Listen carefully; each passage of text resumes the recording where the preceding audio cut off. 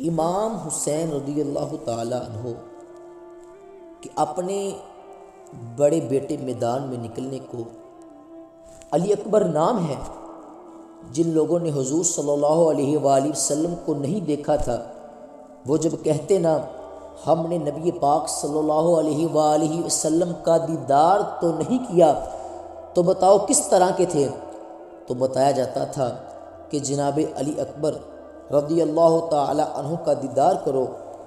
ہم شبیہ مصطفیٰ، اور جب وہ گلیوں میں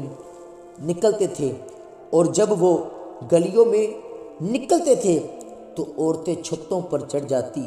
جناب علی اکبر رضی اللہ تعالی عنہ تلوار لے کر میدان میں نکلے، بڑے لوگ مارے، پھر ایک تیر ان کے بھی گلے میں لگا، اور جب وہ زمین پر تشریف لے کے آئے تو حضرت امام حسین رضی اللہ تعالی عنہ دوڑ کر آئے، اور جب تشریف لائے تو ان کے گلے سے تیر کھینچا تو ایک جملہ لکھا ہے صاحب تبرا نے، اس نے حد ہی کر دی.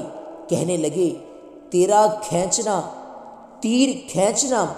تو امام حسین رضی اللہ تعالی عنہ کی آنکھوں میں آنسو آئے.